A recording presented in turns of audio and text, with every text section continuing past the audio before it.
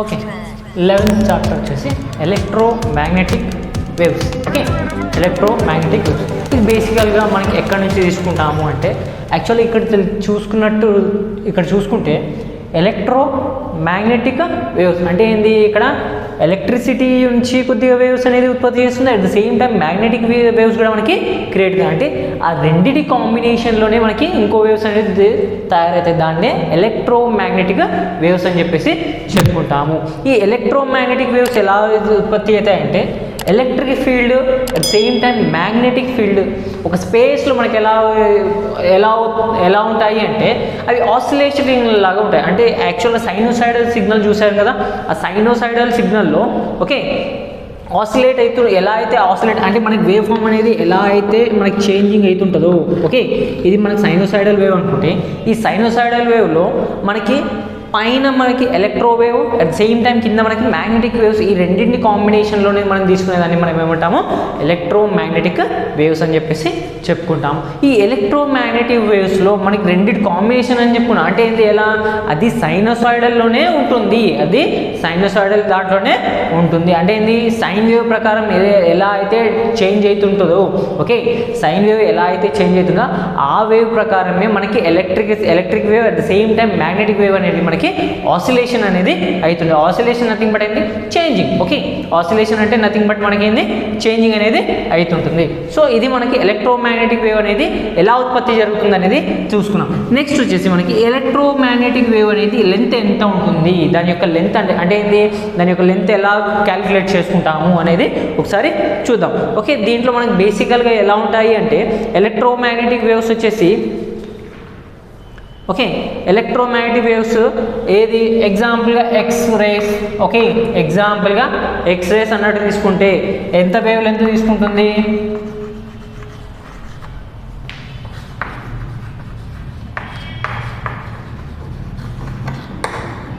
Okay ఎంత wave length తీసుకుంటుంది మనకి ఫ్రమ్ 10 nm టు 10⁻⁴.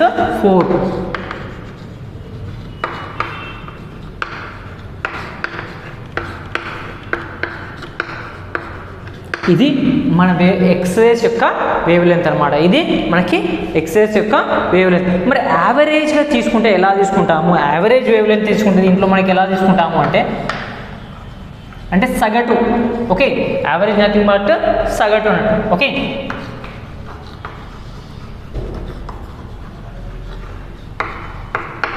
ఎంత ఉంది, 10 అనేది ఉంది కదా. ఓకే, 10 అనేది ఉంది కదా, 10 + 0.0001/2 ఈక్వల్ టు మనకి ఏమవుతుంది 5.00. ఓకే, 5 యాడ్ చేసుకుంటున్నాం కదా, యాక్చువల్గా బై 2 చేసుకున్నాం. ఓకే, సో మనకేంది ఏమవుతుంది అప్పుడు 0.00005 nm. ఓకే, ఇది మనకి వచ్చే వాల్యూ. అంటే బేసికల్గా వేవ్ లెంత్ ఎలా దేని డిపెండెంట్ 10 nm టు 10⁻⁴. ఓకే, దాంతోపాటు దాని యొక్క యావరేజ్ వాల్యూ తీసుకుంటే మనకి ఏమైంది 5.005 అనేది ఉంటుంది అనమాట. ఓకే, ఇది మనకి లెంత్ అనేది కనుక్కోవడం. ఎలా సపోజ్ ఎగ్జాంపుల్ ఎలక్ట్రోమాగ్నెటిక్ వేవ్ అంటున్నాం కదా, దాని ఎగ్జాంపుల్గా నేను ఎక్స్రేస్ అన్నట్టు తీసుకున్నాను. ఈ ఎక్స్రేస్ యొక్క లెంత్ అనేది ఎంత ఉంది అనేది మనము చూసుకున్నాం అనమాట. ఓకే, నెక్స్ట్ వచ్చేసి మనకి ఎలక్ట్రోమాగ్నెటిక్ వేవ్స్ అనేది ఎక్కడ ఉపయోగించుకుంటాము, applications.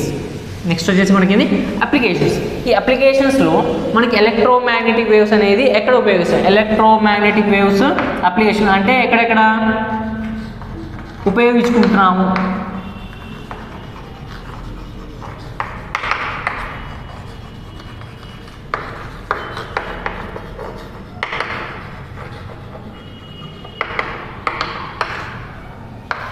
Electromagnetic waves application first బేసికల్గా మనం ఉపయోగించేది ఫోటోగ్రఫీలో ఉపయోగిస్తాం. అంటే మనకేంది ఫోటోగ్రాఫ్స్ తీసుకుంటాం కదా, ఆ ఫోటోగ్రాఫ్స్ కూడా మనకేంది నైట్ పూట కానీ లేదా లేదా ఫాగ్ ఉన్నప్పుడు, అంటే తేమ శాతం ఎక్కువ ఉన్నప్పుడు మనకి ఏమంటాము పొగ మంచు ఉంటుంది కదా, ఆ టైంలలో మనం ఫోటోలు తీయడానికి కూడా మనము ఇది అనేది ఉపయోగిస్తాం photography. Okay, in night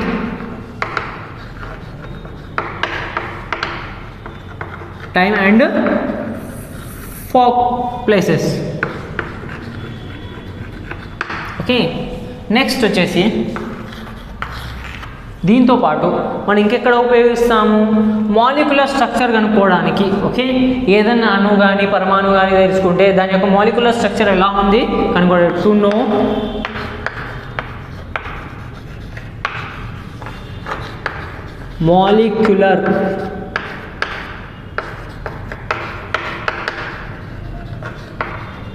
molecular structure. Okay, third వచ్చేసి మనకి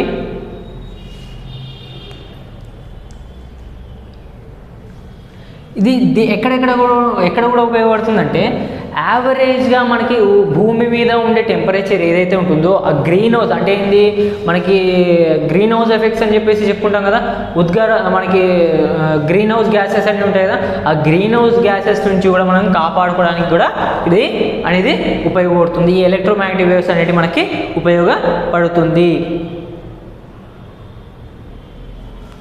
ఇదేంది, యావరేజ్ టెంపరేచర్ మెయింటైనింగ్ చేయడానికి, average temperature maintaining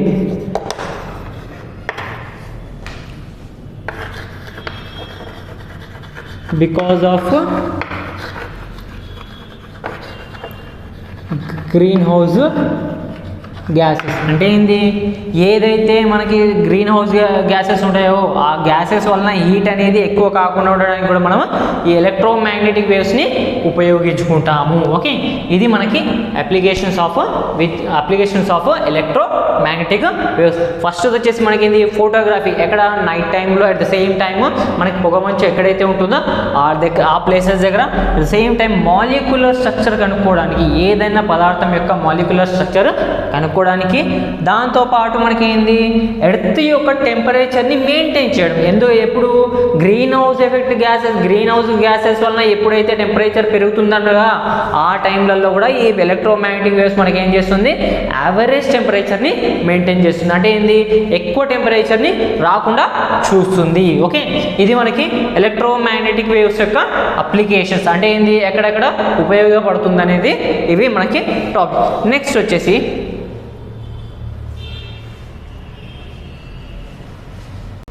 okay, next వచ్చేసి మనకి బేసికల్గా సరే వేవ్ లెంత్ అనేది తీసుకున్నాం కదా, ఇది ఎలక్ట్రోమాగ్నెటిక్ వేవ్స్ ఏ వేవ్కి ఏ తరంగాలకి తీసుకున్నా దాని యొక్క లెంత్ అనేది ఉంటుంది. కాబట్టి ఆ లెంత్ అనే వాల్యూ ఎట్లా క్యాలిక్యులేట్ చేసుకుంటాము అనేది కూడా చూసుకున్నాము.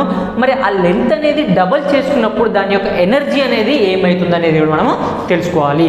ఓకే, మామూలుగా ఏ వేవ్ లెంత్ తీసుకున్నా దాని యొక్క ఎలక్ట్రాన్ అంటే ఫోటాన్ ఎనర్జీ అన్నట్టు తీసుకుంటాం. దేని ప్రకారం తీసుకుంటాం మనము, ఎనర్జీ ఆఫ్ ఫోటాన్ అన్నట్టు తీసుకుంటాం. ఎనర్జీ ఆ ఫోటాన్ యొక్క ఎనర్జీ అనేది ఫార్ములా అనేది ఉంది. ఓకే, ఆ ఫోటాన్ యొక్క ఫార్ములా ప్రకారం E = మనకి ఏమవుతుంది, h/v అన్నట్టు రాసుకుంటాం. ఎలా రాసుకుంటాం, h/v అన్నట్టు రాసుకుంటాము. h/v అన్నట్టు రాసుకుంటాం. దీన్నే మనం ఎలా రాసుకోవచ్చు అంటే ఓకే c/λ, h/c/λ అన్నట్టు కూడా రాసుకోవచ్చు. దీంట్లో మనకి హెచ్ మరియు సి అనేది కాన్స్టెంట్ టర్మ్స్. అంటే ఏంది, ఇవి మనకి చేంజ్ అయ్యే టర్మ్స్ అనేటివి కాదు. అంటే ఏంది, అది మనకి ఎప్పుడు కూడా సేమ్ అనేది ఉంటాయి. సో దీన్ని బట్టి మనం ఏం చెప్పొచ్చు, ఎనర్జీ అనేది దేని మీద డిపెండ్ అయి ఉంటుంది, లాంబ్డా మీద డిపెండ్ అయ్యి ఉంటుంది. దీన్ని బట్టి మనం ఏం చెప్పొచ్చు, ఎనర్జీ ఏదైతే ఉందో అది లాంబ్డా మీదనే ఆధారపడి ఉంటుంది. ఓకే, దీని ప్రకారం తీసుకుంటే సపోజ్ ఎగ్జాంపుల్గా మనం చెప్పుకున్నట్టు ఒకవేళ డబుల్ ఎనర్జీ అయ్యిందంటే అంటే ఏంది, వేవ్ లెంత్ అనేది మనకి డబుల్ అయిందంటే ఎగ్జాంపుల్గా లాంబ్డాని వేవ్ లెంత్ అన్నట్టు తీసుకుంటే ఓకే E1 = మనకేంది, ఓకే E1 = మనకేంది E అన్నట్టు తీసుకుంటే E1 = E అన్నట్టు తీసుకుంటే మనకి ఆల్రెడీ E అనేది ఏంది, ఇన్వర్స్లీ ప్రపోర్షనల్. అంటే ఏంది, విలోమానుపాతంలో ఉంది. వేవ్ లెంత్కి ఎలా ఉంది, విలోమానుపాతంలో ఉంది. దీని ప్రకారం తీసుకున్నప్పుడు మనకి E2 = మనకేంది, సపోజ్ ఎంత ఉంది అనేది కనుక్కోవాలి. అంటే ఏంది, మనకి E1 అనేది E ఉంది, మరి వేవ్ లెంత్ దీన్ని లాంబ్డాని మనం ఏమనుకోవచ్చు, వేవ్ లెంత్ అనేది చెప్పుకోవచ్చు. Okay,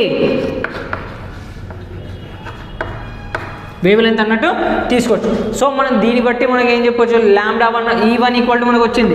same time λ1 equal to λ అన్నట్టు తీసుకున్నాను. దీంట్లోనే మనం ఏం చేశాను, వేవ్ లెంత్ అనేది డబల్ చేసుకున్నాం. సో మనకేంది λ2 equal to wave length equal to మనకేంది 2 ఇంటూ λ అన్నట్టు తీసుకున్నాము. కాకపోతే మనకు ఆల్రెడీ ఒక రిలేషన్ తెలుసు, ఎనర్జీని మరియు వేవ్ లెంత్ అనేది మనకి ఎలా ఉంది, విలోమానుపాతంలో ఉంది. సో దీన్ని బట్టి మనం ఏం చెప్పొచ్చు, E2/E1 ఈక్వల్ టు ఇలా రాసుకుంటే మనకేమవుతుంది, ఆటోమేటిక్గా λ1/λ2 అనేది అవుతుంది. λ1/λ2 అనేది అవుతుంది. సో దీని ప్రకారం రాసుకుంటే మనకేంది, E2 ఈక్వల్ టు చూడండి λ1లో మనకి ఏంది ఈక్వల్ టు λ అన్నట్టు E2/E1 అనేది తీసుకుంటే మొత్తం సబ్స్టిట్యూట్ చేసుకుంటే మనకి ఏమి వస్తుంది, λ1/2 into λ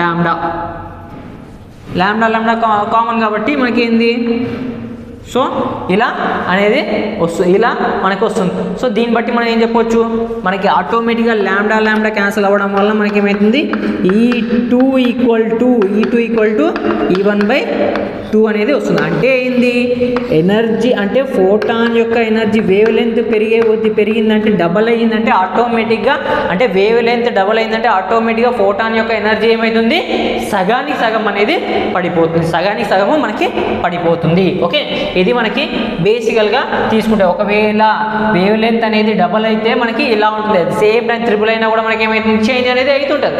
either it maybe double అన్నా కావచ్చు, ఐదర్ ఇట్ మేబీ హాఫ్ అన్నా కావచ్చు, ఐదర్ ఇట్ మేబీ తగ్గడన్నా తగ్గవచ్చు, లేదా పెరగవచ్చు. అంటే ఏంటి, దీన్ని బట్టి ప్రకారం మనం ఏం చెప్తాం, వేవ్ లెంత్ పెరిగిందంటే ఆటోమేటిక్గా ఫోటాన్ ఎనర్జీ అనేది తగ్గుతుంది. At the same time wavelength తగ్గిందంటే ఫోటాన్ ఎనర్జీ మనకి ఏమవుతుంది, ఆటోమేటిక్గా పెరుగుతుంది. ఓకే, ఇది మనకి విద్యుత్ అయస్కాంత తరంగాల్లో ఇది ఒక చిన్న topic. Next we will go for that.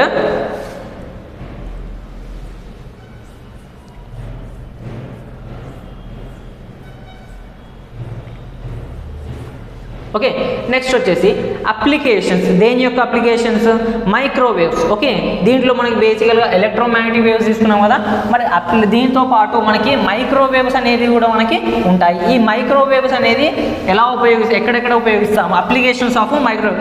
Already నేను ఏం చెప్పాను, ఎలక్ట్రోమాగ్నెటిక్ వేవ్స్ యొక్క అప్లికేషన్స్ చూసుకున్నాము. దాంతోపాటు మనకి ఏం చూసుకుంటాము, ఇప్పుడు మైక్రోవేవ్ యొక్క అప్లికేషన్స్ కూడా చూసుకున్నాము. సో మనకి ఏంది టాపిక్ వచ్చేసి అప్లికేషన్స్ ఆఫ్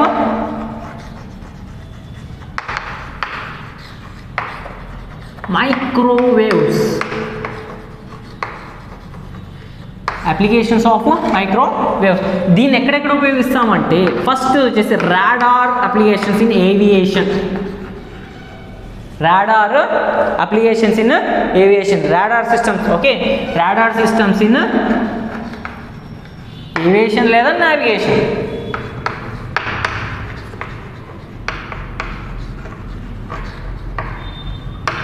అంటే ఏంది, మనకి దిక్సూచిలాగా కూడా మనకి పనిచేయడానికి, ఎక్కడ వెళ్ళినా కూడా మనకి ఏదన్నా మెటీరియల్ సపోజ్ ఎగ్జాంపుల్గా ఒక షిప్ వెళ్తుందంటే, సముద్రం వెళ్తుంది, దాని ముందు ఏదైనా షిప్ వస్తుందా లేదా, దాని యొక్క దిక్సూచి ఎలా వెళ్ళాలి అనేది కూడా మనం తెలుసుకోవడానికి ఉపయోగిస్తాం. సెకండ్ వచ్చేసి మనకి ఏముంటుంది అంటే లాంగ్ డిస్టెన్స్ కమ్యూనికేషన్కి. అంటే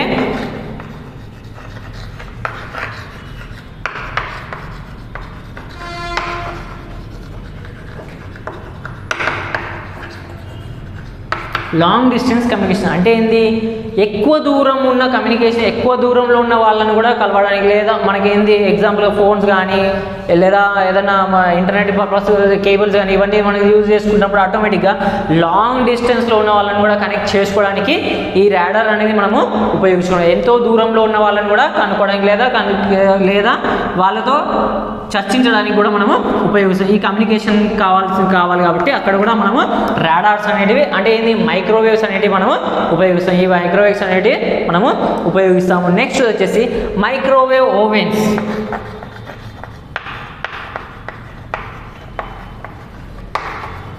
మనకు ఆల్రెడీ తెలుసు ఓవెన్స్ నథింగ్ బట్ ఏదైతే చల్ల పదార్థం ఉంటుందో దాన్ని వేడి చేయడానికి మనము ఉపయోగిస్తాం. ఇది ఎక్కడ మనకి ఆటోమేటిక్గా కిచెన్లలో దొరుకుతుంది, అట్ సేమ్ టైం బేకరీస్లలో అక్కడక్కడ మనకి దొరుకుతుంది. ఏంది ఏదైతే ఫుడ్ అనేది కూల్ అయి ఉంటుంది అంటే ఏంది చల్లగా ఉంటుంది దాన్ని మనం వేడి చేయడానికి ఇన్స్టాంట్గా వేడి చేయడానికి విత్ ఇన్ 5 minutes కూడా కాకుండా దాంట్లో పెట్టి వేడి చేయడానికి మనం ఉపయోగిస్తాం. ఈ మైక్రోవేవ్స్ మనకేమవుతుంది ఎప్పుడైతే ఆ మెటీరియల్కి టచ్ అవుతుందో ఆటోమేటిక్గా ఆ మెటీరియల్ హీట్ అనేది చేస్తుంది. ఓకే, ఇవి మనం మైక్రోవేవ్స్ యొక్క అప్లికేషన్స్. ఓకే,